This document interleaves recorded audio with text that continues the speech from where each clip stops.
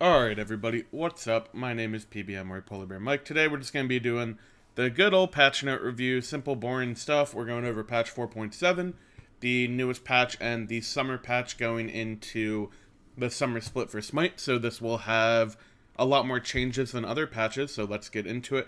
First off, new god Ganesha. This is a new guardian. It is a pure support god kind of style design. So first off, also I would recommend that whenever there's a new god, you guys go check out the high-res VOD from their stream when they do patch notes, because it'll do it more justice than me just reading the abilities to you. But anyways, his passive is basically, if he is in range of an assist of creeps or god kills or anything like that, even if you last hit the person on the enemy team to make them die, so if you last hit an enemy god or you last hit a minion, as long as one of your teammates is within your assist range, it'll never give you the last hit bonus. So what this means is you can't really steal kills as supports, which for some of you may suck and you may hate this passive. The good thing about it, though, is if you play support with Ganesha and you have Watcher's Gift, you don't have to worry about clearing waves and last hitting. You can just go ahead and clear, and you'll still get all of your Watcher's procs. So as long as you're around people, he'll have 100% proc on his Watchers in terms of actually getting the benefit of that gold, and that's a really big deal. Even if you don't notice it, you lose a lot of gold throughout every game just because, you know, if you're like Khepri and your two last hits a creep, you know, just whatever, like stuff like that. So, pretty good passive, a very unique passive, and a very support style passive. I like it a lot, so that's a good start. His one is Turn of Fate. Ganesha curses his enemies with his considerable willpower. This is some good roleplay shit right here. Damaging 90 to 330 damage plus 55% magical power. For each enemy he hits, up to a maximum of 5, all allied gods within 55 units of Ganesha gain bonus damage. So basically what this is saying is if you fire this through like a wave, right? And it hits all 6 creeps, you're going to get your maximum benefit of 5 enemies hit. So what that will do is give any gods within 55 units, which is like standard aura range from like Sovereignty, Heartward, I believe, that type of stuff. Maybe it's 70, but anyways, it's a pretty far range, and it'll give them bonus damage per stack. So up to a maximum of 10% bonus damage. This is a really, really strong buff that he gives to his team. This is likely going to be the ability you max first. The damage is actually quite high. 330 damage is pretty good as far as Guardian abilities go. The scaling is fine, but I mean, he's a support anyway, so who really cares? But yeah, anyways, 10% bonus damage if you hit 5 creeps. This means if you're fighting in lane or something like that, or if you're diving tower and you just, you know, try to hit a bunch of creeps, you can give your teammates bonus damage to hit towers, gold furies, all that stuff. So, pretty cool ability. I like it. His 2 is Om. Ganesha begins chanting and rising into the lotus position, where he is slowed slightly but allows him to travel freely in all directions. While chanting, he silences enemy gods in a cone in front of him and increases physical protections for all nearby gods. So think of this kind of like, I don't know what a good example of this would be. It's kind of a unique ability, but think of it as like, he's just, think of it almost as like Thor spin, but instead of the entire spin, like that's the type of radius is like Thor 3, but instead of that doing damage and everything and hitting the entire circle, there'll be like a cone within that circle that will silence enemy gods, and then people around him will gain physical protections. This is an interesting ability. It's like, the silence is actually pretty strong because you can't miss the damn silence. Like, you literally just look at them, which is pretty strong. The cooldown on this ability is really nice. I like that he has an ability that isn't about damage. And the protections are really strong. Up to 60 procs late game is a ton of physical protection. So, pretty interesting ability. Remove obstacles is his 3. Ganesha charges forward, hooking an enemy god with his goad, whatever the hell that is, holding them in place and damaging 75 to 240 plus 45% the enemy before knocking them up. While dashing, Ganesha passes through player-made deployables. So, this is like, it's a pretty short, or it's like a thin dash. I don't know how short it is. But it's a dash, and if you hit an enemy god, you will kind of latch onto them and just toss them up a little bit in the air, so it's a knock-up if you hit them. If you... and then, like it said, you can go through walls. I don't know if you can go through Odin. Or no, I think they said you can go through Odin alt, but they were going to, like, it was named remove obstacles. It was going to destroy walls, but they ended up making it just so that he could pass through, because it would be weird if, like, you destroy an Odin alt because that's an alt, and they wanted to keep it consistent or something like that. I might be a little bit wrong on that, but anyways, single target CC, knock up, and an escape is pretty good. Mobility on Guardians is always really good. Obviously, mobility on any character is good. So, a pretty cool ability there. Having it be able to pass through player-made deployables, I think... Oh, whoops, I did not mean to do that. Oopsies. I think that this is only the second type of mechanic that's been put into the game that allows people to walk through player-made walls. I could be wrong on that, but I think... Or no, it's the third. Osiris passive lets you go through walls, player-made walls, and I think Souls 2 disapparate, or her 3, whatever ability that is, the corporeal form, whatever the fuck it is, I don't know. But I think this is the third ability that lets you go through player walls, so pretty cool. Dharmic Pillars, I'm not sure if I pronounced that correctly, but Ganesha summons the 4 great pillars of righteousness to imprison his enemies. Between each pair of pillars is a magical field. A magical field is created, and enemies who pass through the field take 95 to 235 plus 40% magical power damage, are slowed, and have their protections reduced for 3 seconds. The slow is 20 to 40%, slow duration 3 seconds, and protection reduction is 12 to or 15 to 55. I don't know why I said 12. Anyways, something to note: low cooldown on the alt. The standard alt cooldown is 90 seconds. This is 75, so this puts it in line with alts like Amaterasu, etc. The appearance of this is basically old Nuwa alt for those of you who played like Season 1 and earlier. It's, you know, that type of caged thing. I don't know if it still has the whole shake and bake thing that old Nuwa alt used to. I don't know if this damage is once only. I would assume that it can proc multiple times because, you know, this isn't that much damage for an alt. If it was a one-time thing, you would expect this damage to be upwards of like 500. So, I'm not quite sure if the Shake and Bake Fenrir Nuwa combination is back. But anyways, pretty cool alt. I like that it has protection reduction. Overall, his kit looks pretty interesting. I really, really, really love the passive. I think this passive is super sick. I like the Turn of Fate is basically like an aggressive Khepri 2, kind of. That's probably not a good way to look at it, but like, it just, you know, buffs teammates if you hit a bunch of enemy gods, and it does a ton of damage. Like, 330 damage is definitely no joke. The 2 is interesting, so overall, I like Ganesha's kit. I'm excited to play with him, and that's pretty much it. If you guys want to see more of him, go check out the Hi-Res TV VOD. Anyways, let's get into the real load of the patch. There's skins here. I'm just going to kind of skip by them.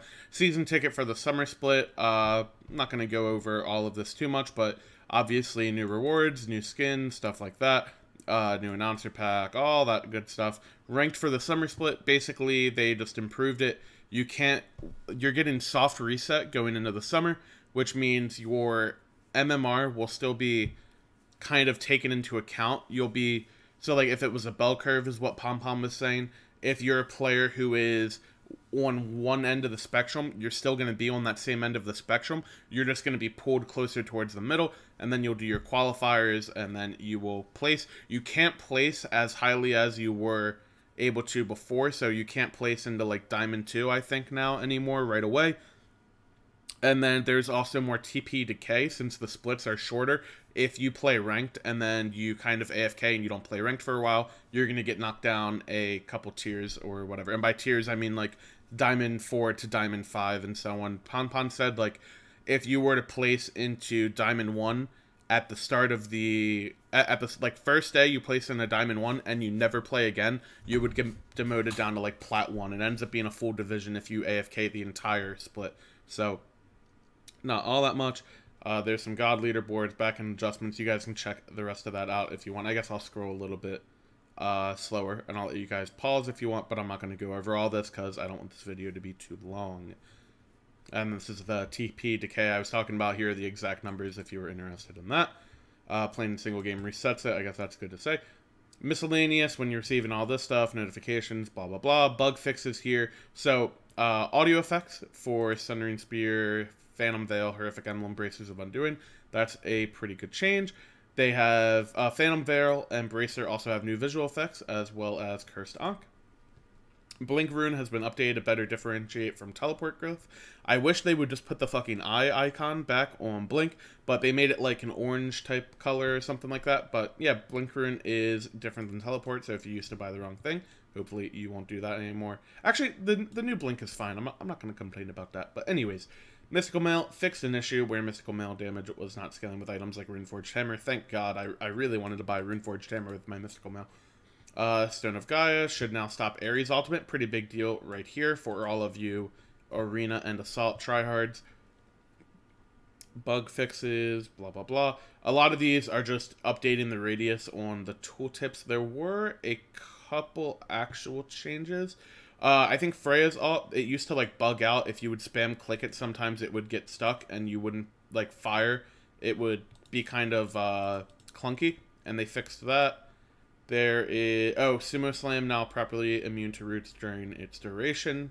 For Kuzenbo, I don't know what else.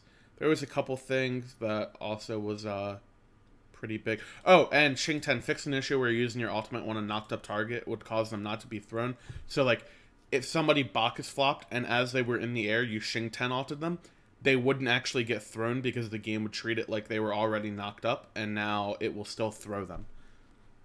Item changes. Belt of Frenzy is back to being a relic, so all allied gods in a 70 unit radius gain 10% increased damage, dealt to all targets, 15% attack speed, and 10 bonus damage to objectives. Cooldown 120, pretty good. Provides an additional 10 penetration to all gods and increases the duration to 8 seconds. My opinion on this is going to be the same as Frenzy in literally every other season when it was inactive / relic, which is... It will still get outshined by other options such as Shell, such as Sprint, so on and so forth. But in certain situations, this can be a very good item. If you want to burn objectives and everything like that, it can be a good pickup. If you're a support and you don't think you need a Sprint and you're just going to go like Shell and Frenzy, you can go for that. It'll probably still be pretty good. But yeah, you know, Frenzy's just back for consistency because it's not a ritual anymore. I like the change. Blackthorn Hammer has more health. This is the item where if you get procced below 30% health, it makes all of your it like resets all of your cooldowns by a few seconds and like makes your mana or makes the abilities cost 0 mana or something. It's something like that. I don't play physical gods much, but anyways, it was like a super niche situational item and it wasn't really getting picked up ever, like at all. I don't know if I ever played against someone with Blackthorn Hammer. I'm pretty sure I didn't. And they increased the health from 250 to 150, or by 100 up to 350. I don't know why I can't speak English. But anyways, yeah, pretty good change. It's good to buff items that were previously trashed. Speaking of items that were previously trashed, Cursed Ankh cooldown reduced from 150 seconds to 100 seconds. I'm pretty sure this is a typo. This is supposed to be 120 seconds, and then the upgrade goes from 120 on the previous to 100. So overall, a 30-second reduction on Cursed Ankh. You're not going to upgrade it for 20 seconds, at least not when you can buy other items. And to be honest, you probably still don't buy this as much. It's hard to tell. The problem with Cursed Ankh is that items such as Brawlers, Pestilence, Divine Ruin all have anti-heal and have about the same percentage. Like, for example, Brawlers and Divine Ruin are they 40 or 50%? I'm not sure off the top of my head because they've been changed this season. But anyways, like Cursed Ankh is only like 50% healing reduction. It's really weak, and items can do that themselves, and those items also have power and penetration on them. So it's very rare that you actually pick up a Cursed Ankh because the other relics are so good, and this item gives no other utility. So, I'm pretty sure it's still trash, but it's a little bit better than the trash that it was before. Moving on, Gladiator Shield. This is a pretty cool item. Increased physical protection from 40 to 45. Increase the percent of health and mana restored from its passive from 2 to 2.5%. Basically, it's just supposed to be a early game power spike item. It wasn't quite good enough to be picked up with that type of style, so now it's been buffed to see how it does now. A little bit of tweaks. Protections are always a big deal. The percentage increase could be a big deal on gods that can abuse it, though I don't know how many of them there are, but anyways, like I said, buffs to situational niche items are always very nice because you want to be rewarded for growing them. Lono's Mask. So this is similar to Rangda's Mask. I don't know how you want to say that. And Bumba's. It is a support mask. So being within assist of a minion or jungle camp monster death without dealing the killing blow, i.e. same thing as Watchers. Only the closest ally god in assist range with Lono's Mask gets a stack, same mechanic as Bumba's. Each stack provides +2 health, up to a total of 150 because 75 stacks. Stacks are permanent and stack up to 75 times. If you're playing the PTS right now, it's actually bugged and is resetting on death. I'm sure that'll get hotfixed or patched later on in the PTS, so don't worry about that. It is supposed to be permanent. And upon reaching 75 stacks, you're given 400 gold. So basically, you spend 500 gold, get 75 Watchers procs, gain 150 health, and a 400 gold proc, and then you sell it for 333 gold. So off a 500 gold item, you can potentially make, or potentially get 733 gold worth of it once you sell it, because you're not going to hold on to it for 150 health, because eventually you're just going to want to complete your build, right? So an interesting item. I don't know I don't really know how good I think this is. My opinions are on it that I'm absolutely sure of is it's really good to have in the game. I like it a lot for new players. Like if you're a player transitioning from other MOBAs, or if you're a player who isn't really used to MOBAs and you're trying to learn the support role or whatever, this is a really good item to help you learn. It helps you get a little bit of extra gold just for doing normal stuff. So I like that a lot. As far as a competitive mindset goes, I think that I look at this item and the obvious downside is it's bad for power spikes. You'd rather progress into your build. The thing that'll be the determining factor is how quickly can you get these stacks. So for example, if you are only clearing waves, right, you get 6 minions. If you're only clearing waves, and if you're playing Ganesha, or if you're just perfect and not getting any last hit, you would need how many waves? You would need 13 waves, right? You would need like I probably did that math wrong, but anyways, wait, did I do that math wrong? No, I didn't do that math wrong. You need 13 waves, or 12.5 waves, and you'll get your 75 stacks. So that alone is like 6 minutes, 6.5 minutes, and then you factor in jungle camps. So at about 5 minutes in the game with jungle camps, you'll get this completed. Is that good enough? It probably is, because at 5 minutes, normally all you have completed are your boots, and then you work towards Vanguard. The Vanguard point is the main thing that you're going to be looking at. If this doesn't hurt your boots timer too much, and you still get your boots early on, but it makes the power spike for your Mark of the Vanguard or your first aura quicker, then this item will be good. If it makes it slower, then nobody will ever pick it up, is basically how I look at it from a competitive point of view. I'll go over the support stuff a little bit more, as always, because, you know, that's what I play. Anyways, Meditation Cloak, another pretty big adjustment for supports. It now heals for flat amount, scaling with level, so instead of it being 15% of the caster's maximum health, so if I'm a Guardian and I have 3k health, it would heal everybody for 15% of 3,000. It is now flat, so 75 plus 12 per level. So at level 1, it should be doing 87, which is a pretty weird number, but anyways. And then later on in the game, it'll be 315, right? Did I do that math right? I think 315 health late game. So the heal was very reduced in the early stage, which is good. I think it'll be a little bit better at some points in the game, obviously. It'll be better for soul laners once they're like outscaling everybody in level, because they're going to get more health. Like the health per level is going to stack up higher, because they'll be a higher level than other people. And also for soul laners, you don't really build as much health as Guardians do. You normally go like breastplate or Nemean or stuff like that. So I don't know. There's a bunch of small situations where it could be a buff compared to the old meditation, but overall it is a pretty massive nerf, and the upgrade follows the same sort of thing, but obviously has the regeneration onto it as well. Excuse squeaky chair for a second. But yeah, anyways, meditation will now, in my opinion, not be picked up auto by level 1 every single game for supports. I think you'll see a lot more people opt into rituals that are more consistent, like a shell or a sprint, or relics that let you make more plays, sunder, blink, maybe even horrific emblems here and there. Stuff like that you may see a little bit more. Moving on down, Rage has a new passive again. This item has been messed with a good bit in Season 4.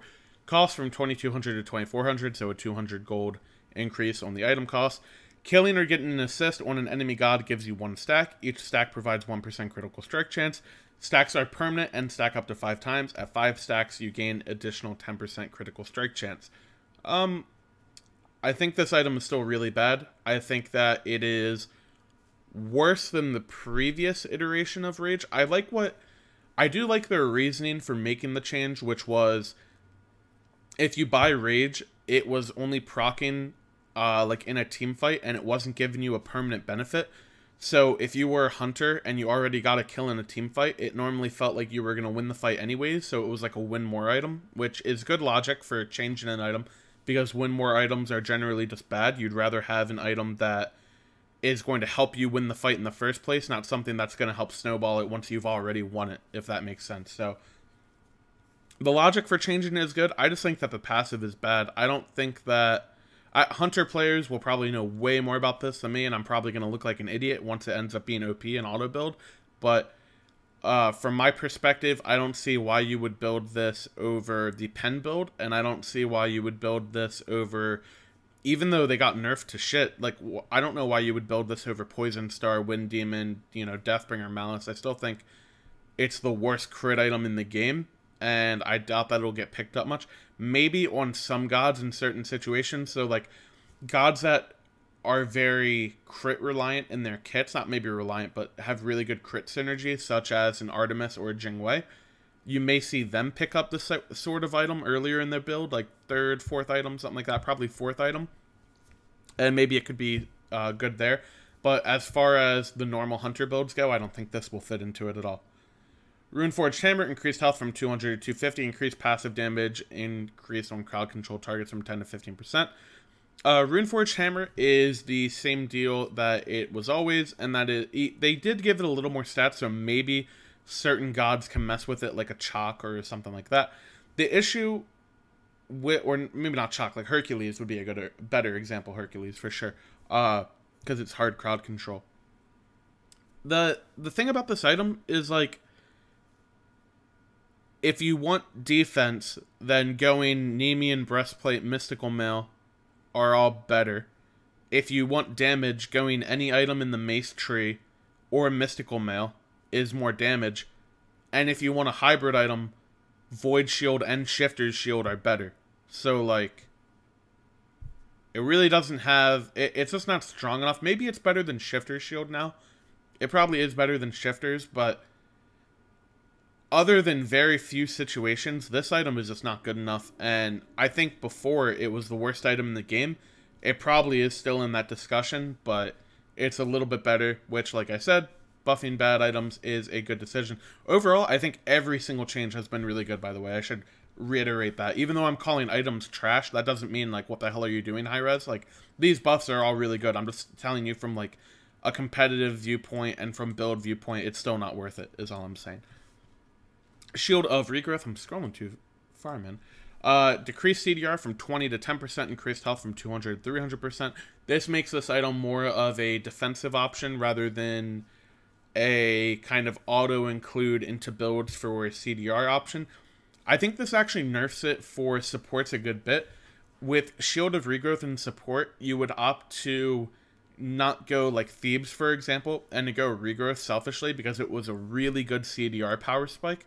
And nowadays in support builds, because you're going Thebes, Sovereignty, and Heart Ward, and then, you know, maybe like a Void Stone or whatever else, or Pestilence, that type of stuff, you're not getting much CDR at all in your builds, and because of that, the 20% that Shield of Regrowth had for how cost efficient it was a really popular pickup on gods that could abuse it, such as Terra, Amaterasu, and Fafnir.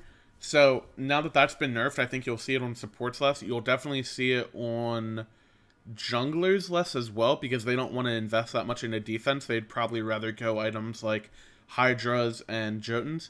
Where you will see it the same amount is probably Soul Lane, like Hercules is still going to pick this up, stuff like that. Warriors probably like this change compared to the old version of Regrowth, and I think every other role doesn't like it as much. Shillelagh, this is tier 2 Blackthorn and Runeforged, increased health just to keep it in line with the other changes to those items. Stone of Binding, this is the wrong image here, but the passive now trigger on all crowd control, not just hard crowd control. This is a huge deal. This means this will proc off of slows and roots now, whereas previously it did not. So if you are a Ymir, instead of only having your freeze to proc it, your freeze all and your 2 will proc it. If you're Sylvanas, your root will now proc it. If you are Athena, your dash will proc it, which is huge because it only used to be off the taunt. So Stone of Binding is going to see a lot more play for sure. It's going to be picked up a lot more because it's going to end up just being a permanent protection or a permanent penetration buff for your team enemy. Okay. Sundering Spear upgrade. This is where I got pretty sad, and I was thinking that this patch was going to be the last patch I ever played on Smite, and that's because they increased the cooldown of Sunder and they decreased the damage buff from 30 to 25%. This is only on the upgrade, but like, Sunder is dope. Why do we nerf Sunder? I'm pissed off about it. I actually am really sad. Sunder is still going to be the #1 best relic in the game, but they nerfed it. Alquang, minion damage from, or just minion damage can no longer break the stealth from water illusion. Pretty normal stuff. He'll still get interrupted by god damage or any other damage. This is kind of lame if like an archer shot is midair and then you want to get away and then you get hit. Mana cost from 85 to 60 to 80 at all ranks of Moonlit Charge. This is Awilix's 3. This is a really, really big change. Awilix was previously one of like the most mana-hungry junglers in the game, and she just could, like, you would have to get so many more mana pots on her than almost any other jungler. This change will make her a lot more mana sustainable in the early game. It'll let her fight a little bit more and spam her abilities a bit more.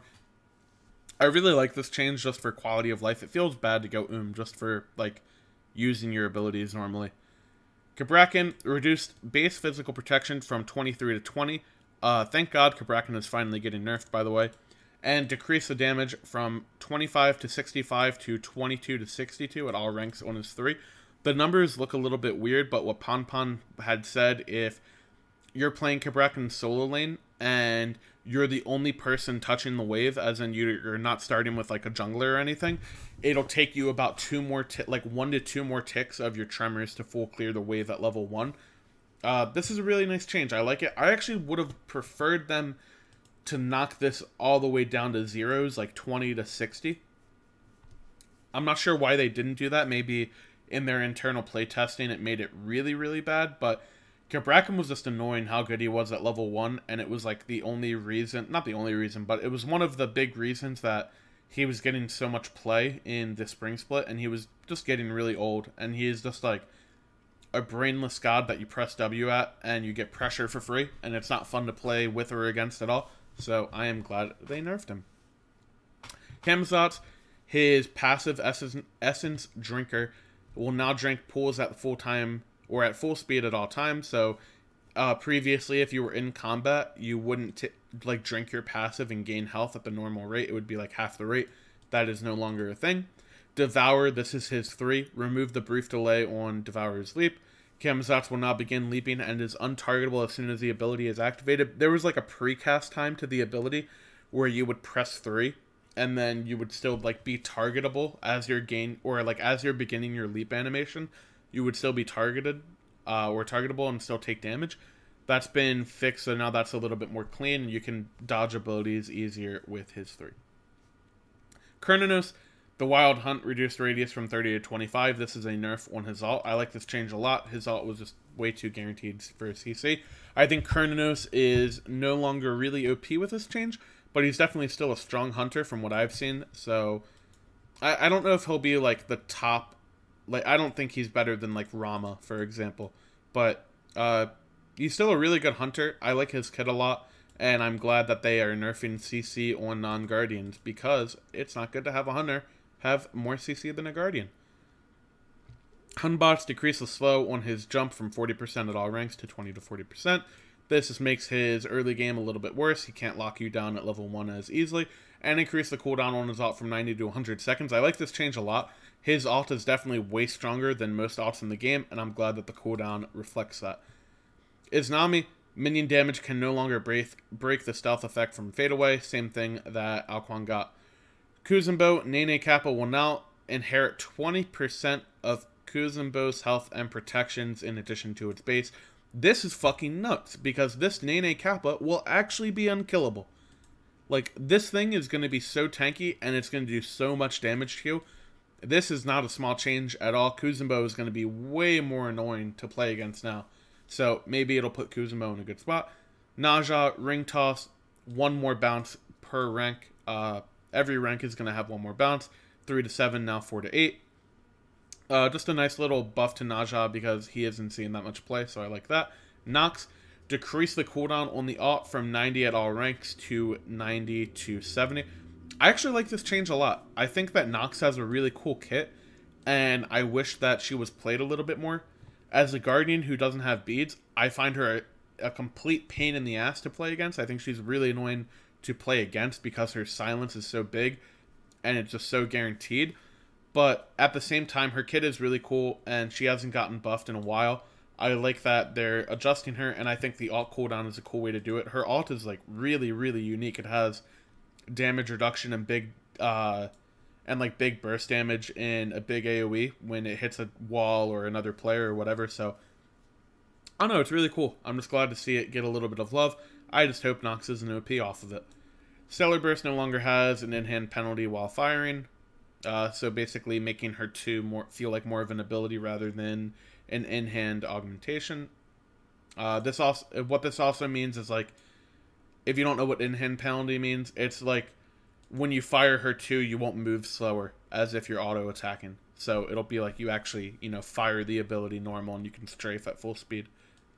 Susanoo, Hydra's Lament will no longer proc on every stage of the ability, only the first stage. This is a really big change, a really big just top damage potential for good Susanoo players on a casual level, or for people who aren't auto-attack canceling. This pretty much changes nothing.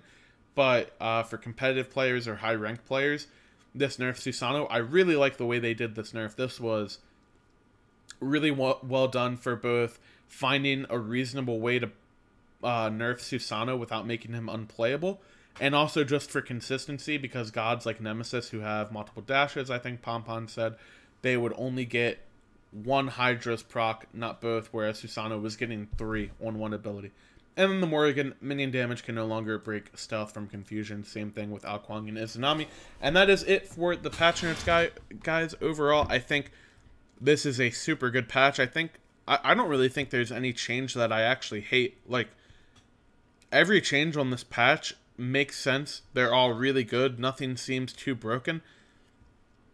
As far as, like, the items I like, I wish Sunder didn't get nerfed, because I just love Sunder, and I wish that this was reverted on Shield of Regrowth, but I understand both of those changes, because I think both of them were a little bit stronger than they should be. So, as far as balance goes, I love the changes from Hi-Rez. I love the Lono's Mask edition. Ganesha looks pretty sick, and I love Frenzy being back to a relic. I don't think there's, like, any change in this entire patch that I don't like, which is pretty awesome. So, very well done by Hi-Rez. Let me know what you guys think and what you're excited for in this patch. And that's it. I'll see you guys next time. Peace out.